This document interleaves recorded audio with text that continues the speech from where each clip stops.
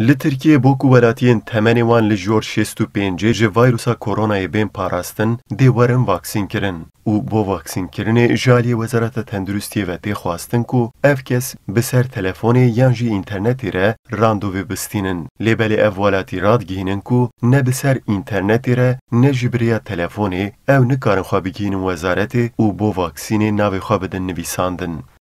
Olmayacağım.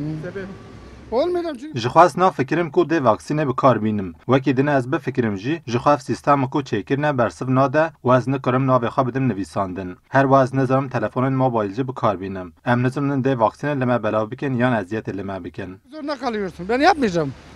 Kesinlikle.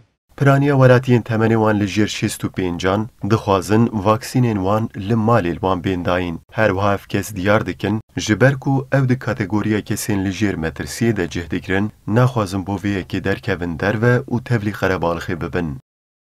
Vallahi ne söyleyeyim, madem ulaşamıyorlarsa evlerine git. Heger dê vaksînê bikarbînin divê werin malên me. Hem em nikarin bikevin nav sîstema wan, hem jî ji xwe em di nav wan grûpên xwedî rîsk tercîh dikirin. Li gel vê yekê dixwazin em derkevin nav Qerebalixê. Ji ber van sedeman dibe ku ez vaksînê bikar neynim jî. Vallahi düşünsünler tepedekiler. Ben ne söyleyeyim? Li Tirkiye di van şert û mercan de ku hem vaksîn têr nake û hem jî karîgeriya vaksîna ku hatiye kirin li gor vaksînên din gelekî kêm e, piraniya welatiyên bi ser 65 salî re naxwazin vê vaksînê bikarbînin.